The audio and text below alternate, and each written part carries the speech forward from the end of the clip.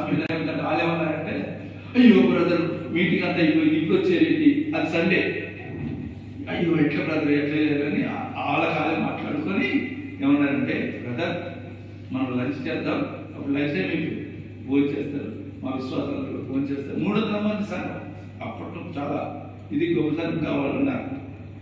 మేమందరం భోజనం చేస్తాము, మీరు కూడా భోజనం చేయండి. భోజనం చేసిన తర్వాత 3 గంటలకు మళ్ళీ మీటింగ్ స్టార్ట్ అయింది, మీరు వారికి చెప్పాలని వాళ్ళు అడిగారు. సరే మంచిదని అడిగి భోజనాలు అడిగి చేస్తుంటే ఆ యలంక ప్రాంతంలో ఉన్న ఆ ప్రజలు విశ్వాసులు ఇంటికి ఆ మాస్టర్ ఏం చేశారంటే ప్రతి ఇంటికి తీసుకెళ్ళి ప్రార్థన చేయించారు. అయిపోయింది, భోజనం చేసాము, వచ్చి కూర్చున్నాము. అందరూ ఫుల్గా ఆదివారం వచ్చిన వాళ్ళకంటే మార్నింగ్ వచ్చిన వాళ్ళకంటే ఫుల్ అయిపోయారు, వచ్చేసారు. ఇట్లా మన సిటీ బెంగళూరు సిటీ నుంచి పాస్టర్ గారు మరి వచ్చారని చెప్పి వాళ్ళు అనౌన్స్ చేశారు, వచ్చారని. అలాగా మీటింగ్ జరుగుతుంది. 45 నిమిషాలు వాక్యం చెప్పిన 45 నిమిషాలు. బెంగళూరు ఇది కన్నడ భాష, నేనేమో తెలుగు, వాళ్ళేమో కన్నడ భాష. నేనేం చేసిన అంటే అప్పటికే నేను కొంతకాలమైన అది బెంగళూరులో ఉంటాం, కొంచెం కన్నడం, కొంచెం తెలుగు, కొంచెం హిందీ, అన్ని భాషలు చెప్పేసి అక్కడ వాళ్ళకి అన్నీ వస్తాయి. లాంగ్వేజ్ తెలుగు వస్తుంది, కన్నడ వస్తుంది, హిందీ వస్తుంది, తమిళ మలయాళం కూడా ఉన్నారు. ఇకపోతే సరే వాక్యం అంతా అయిపోయింది. 45 నిమిషాలు చెప్పిన తర్వాత ఇక అందరూ లైన్ కట్టారు. ఏం చేశారు? లైన్ కట్టి దర్శనం ప్రార్థన చేసుకుంటారు. లైన్ కట్టేకి నాకు అర్థం కాదు. అప్పుడు నాకు ఇంకా మ్యారేజ్ కాదు. మా మ్యారేజ్ అయిందా కాలేదు, ఇంకా 2000 సంవత్సరం ముందే, 2000 సంవత్సరం ముందే. సో అయితే ఏమైందంటే అందరూ లైన్ కట్టారు. ఒక్కొక్కరు వచ్చి ప్రేయర్ చేసుకున్నారు. ఏంటమ్మా నీకు బాధ అయింది, సమస్య అంటే చెప్తున్నారు, ప్రార్థన చేస్తున్నారు. ఇందులోకి ఒక ఆవిడ వచ్చింది. ఆమె పెద్ద ఆవిడ, చాలా వయసు ఉన్న ఆమె, మరి మంచి పరిస్థితి ఉంది, ముసలావిడే. ఇక ఆమె చేయమనంటే అయ్యా ప్రార్థన చేయమని నిలబడింది. నేనన్నా ఎందుకమ్మా నీకు ప్రార్థన చేయాలి, ఏం ప్రాబ్లం నీకు చెప్పాలి అంటే ఆమె ఏమంటారు తెలుసా, నాకు ఒళ్ళంతా నొప్పులయ్యా. ఏమన్నప్పుడు ఏ ఒకమ్మా మోకాలు నొప్పి, కాలు నొప్పి, తలకాయ నొప్పి, కడుపు నొప్పి, కాలు నొప్పి ఉండాలి కానీ ఒళ్ళంతా నొప్పి ఎందుకున్నాయి నీకు అడిగినా నేను. అంటే అయ్యా నేను రాత్రి నిద్రపోనయ్యా, రాత్రిపూట నాకు నిద్ర పట్టదు, నా పరిస్థితి అని చెప్పంగానే సరే పట్టుతారు. నూనె డబ్బా తెచ్చింది. అప్పట్లో నూనె డబ్బా తీసుకొస్తే ఆ నూనె డబ్బా తీసుకుని నూనె ప్రార్థన చేసి ఆమె తల మీద పెట్టగానే ఆమె ఉడుపు అని పేద కాకి ఠాములు పడిపోయింది. నాకు అర్థం కాదు ఈ విధంగా పడిపోయిందని. టచ్చోళ్ళు అప్పుడు ఏం లేవు, ఇంకా అప్పుడే పడిపోయింది. ఠాములు పడిపోయింది. పడిపోగానే నేనేం చేస్తున్నా నాకు అర్థం కాదు, నేను చూస్తున్నాను పడిపోయి కొట్టులాడుతుంది. డబా కొట్టులాడు. ఆ ఫస్ట్ గా కంగారు కొట్టున్నాడు. ఇంకేది ఇదేదో చేసినాడని ఆ పడిపోయింది.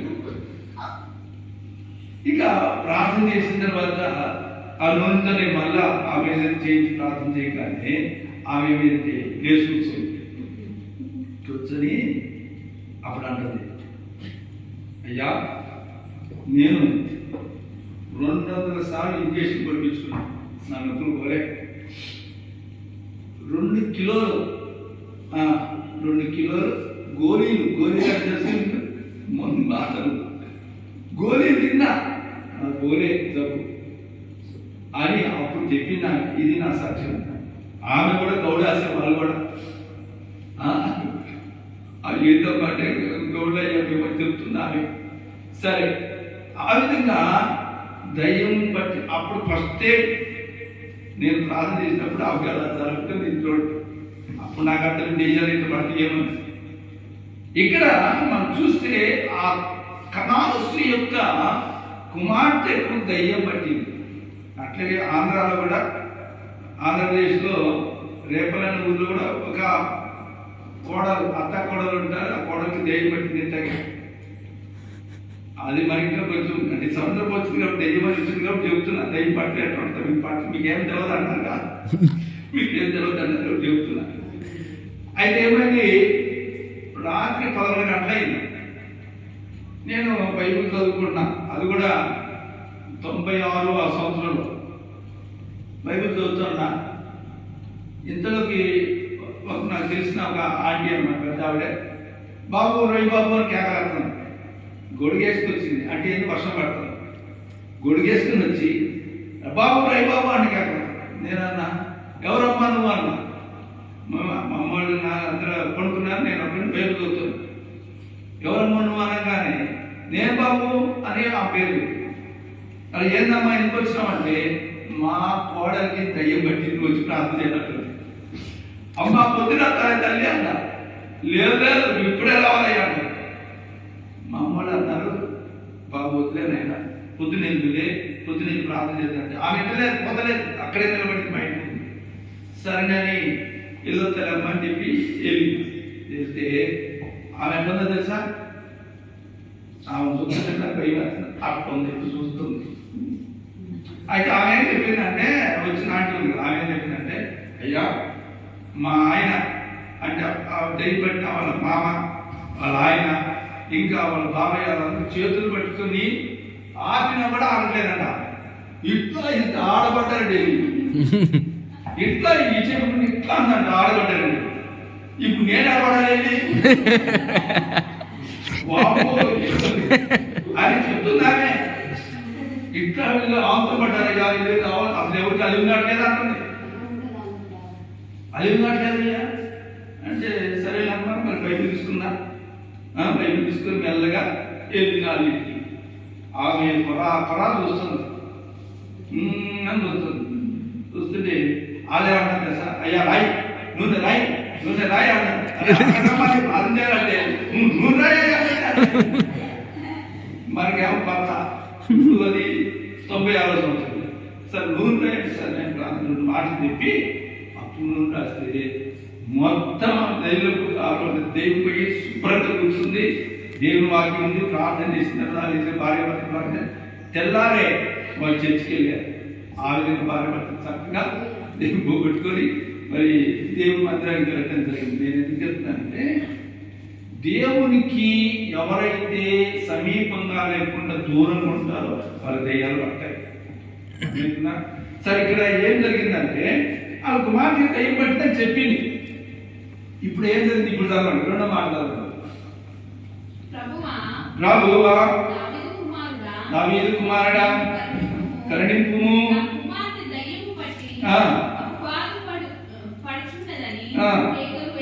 కేకలు వేసెను. అందుకు ఆయన ఆమెతో యేసుప్రభువు దేవుడు ఏమన్నా మాట్లాడా? అక్కడ ఏమన్నా ఒక్క మాట కూడా మాట్లాడలేదు. మీరైతే ఏం చెప్తారు? దైవం పట్టిందయ్యా, యేసయ్యా ప్రభువా దావీదు కుమారుడా నన్ను ఖండించు అని ఆ కేకలు పెడతాను. మాట్లాడటం కాదు, కేకలు పెడతాను రాసింది. అక్కడ ఏం రాసింది? కేకలు పెట్టేదని రాసింది. కేకలు పెడుతుంటే మరి దేవుడన్నా ఆయన ఖండించాలి కదా, కృప చూపించాలి కదా, దయ చూపించాలి కదా అని అనుకుంటామా? మనం అనుకుంటామా? ఇంతగా నేను ప్రార్థన చేసి దేవుడు వినడేంది నా ప్రార్థన అన్నట్టుగా. కానీ ఆమె అలా అనుకోలే. ఈ పక్కన వాళ్ళు ఉంటారు. ఇప్పుడు చదవండి అక్కడ ఏం జరిగింది. అప్పుడు ఆయన శిష్యులు వచ్చి ఈమె మన వెంబడి కేకలు వేస్తుంది కనుక ఈమెను పంపివేయమని ఆయనను వేడుకున్నారంట. ఈమె బాధ ఏదైతే ఆడ బాధ అదే ఆయన వస్తే చక్కగా పిలిచి, అమ్మ నీకేం ప్రాబ్లం ఉంది, అయ్యారు పిలవమంటావా, యేసుప్రభుని పిలవమంటావా అని అడగాల. వీళ్ళే ఉన్నారు తెలుసా, యేసుప్రభుని వేడుకున్నారంటే. వీళ్ళు వేడుకోవడం అంటే ప్రార్థన. ఏమని వేడుకున్నారు తెలుసా? ఈమెను ఇక్కడి నుంచి వెళ్ళగొట్టమన్నారు. చూసినారా అంటున్నారని. ఆమెకేమో ఆమె బాధ, కూతురు బాధ ఉంది. కానీ వీళ్ళు ఏమంటున్నారు? ఈ కనాన స్త్రీని ఈమె కేకలేసి అలా చేస్తుంది, నేను వెళ్ళగొట్టు అన్నారు. ఇప్పుడు ఎలా కొట్టాలా? ఆమె ప్రార్థనలు మనల్ని ఆలోచించాలా? యేసుప్రభువారు మాట్లాడుతున్నాడు యేసుప్రభువారు. తర్వాత చదవండి. ఆయన ఇశ్రాయేలు ఇంటి వారై నశించిన గొర్రెలెందుకే కానీ మరి ఎవ్వరి యొద్దకు నేను పంపబడలేదనెను. అయినను ఆమె వచ్చి మ్రొక్కి ప్రభువా చాలా. ఇక్కడ చూడండి, ఈ శిష్యులు అంటే అపోస్తలులు ఉన్నారు కదా, 12 మంది ఏం చేస్తారు? ఆమెనే ఎల్లగొట్టు అని యేసుప్రభువు అని అడుగుతున్నా. అప్పుడు ఏమనుకోవాలా? మీరు తిట్టుకోవాలా? ఏదయ్యా ప్రార్థన కోసం నేను నన్ను నిలబడతారేంటి మీరు? ఇప్పుడు పెద్ద అయ్యగారు వస్తారు కదా, పెద్ద సభలు పెట్టేసి పెద్ద అయ్యగారు వచ్చినప్పుడు దగ్గరికి వెళ్తారు. ఎవరన్నా తోసేప్పుడు పడేస్తారు, ఏడకపడ్డాడు అది తోసేస్తారు. అట్టగి అప్పుడు ఏం చేస్తున్నారు? నడువు ఎక్కడి నుంచే అని తోసేస్తారు. అయితే యేసుప్రభువారు ఏమన్నారంటే, అమ్మ నీకోసం నేను రాలేదు అన్నట్టుగా ఏమన్నాడంటే, నశించిన గొర్రెల కోసం నేను వచ్చాను అని చెప్తున్నాడు. అయితే అప్పుడు ఏమవ్వాలి? ఆమెకి ఏమైపోవాలి? దుఃఖం అయిపోయి, అయితే నా గురించి రాలేదా, నా కోసం ఇది రాలేదా అని బాధపడి వెళ్ళిపోవాలి. అయితే నా గురించి ఏం ప్రార్థన చేయాలి అని బాధపడి వెళ్ళిపోవాలి. కానీ ఆమె ఏమంటుంది? అక్కడ రాసిన మాట చదవండి. అయినను అని ఉంది. అక్కడ ఏమనుంది? అయినను ఆమె వచ్చి ఆయనకు మ్రొక్కి ప్రభువా నాకు సహాయం చేయమని అడిగాను. ఈ మాట అడగాలి. అంటున్నారా? అయినను మీరు చేస్తారా?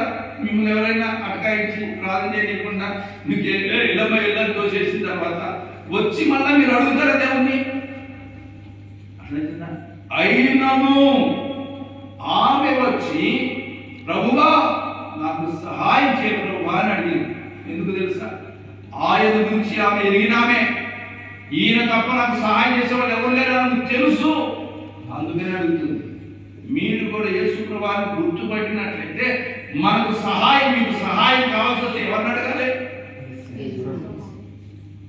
మరి ఎవరిని అడుగుతున్నాం? ఆలయాన్ని అడుగుతుంటే ఏం రావు. సహాయం ఇవ్వాలి యేసయ్యే. హల్లెలూయా. ఆయగారు పంపిస్తాడు, ఈ అయ్యగారు ఇస్తాడు అనుకుంటే ఒవ్వరు పంపిరు.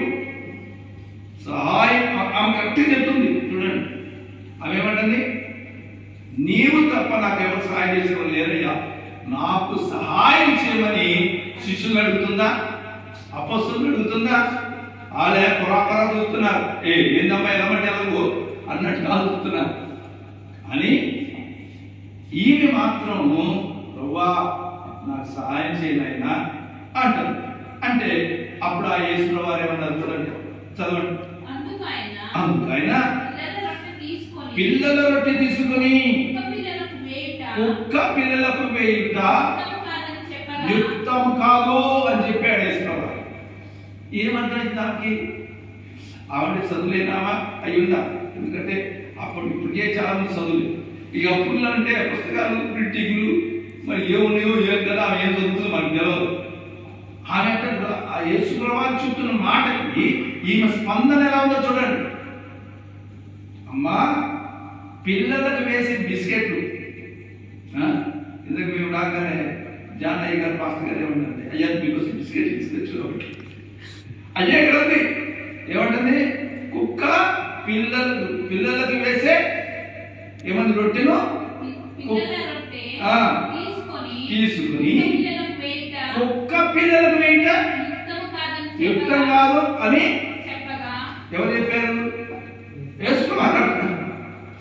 అంటే ఇప్పుడు ఏమన్నామే? అమ్మా నీకోసం కాదు రొట్టె, మా పిల్లలు ఉన్నారు వాళ్ళ కోసం అంటే నీవు కుక్క పిల్లలకు సరిగ్గా సరిపోయేటట్టుగా ఉన్నావు, నీకు నేను బిస్కెట్ ఎలా వేయాలన్నట్టుగా అన్నారు. అంటే ఆమె ఏమైపోవాలి? అట్లా ఎట్లా ఆ మాట ఎలా ఉంది? అక్కడ క్షణం ఉంటుందామె కానీ అసలు పట్టు విడవని విధంగా ఆమె ఏమంటుందంటే చూడండి ఏమంటుంది ఆమె? మీరంటారా? మీరైతే అంటారా? నిజమే అంటారా? చూడండి, ఆమె నిజమే ప్రభువా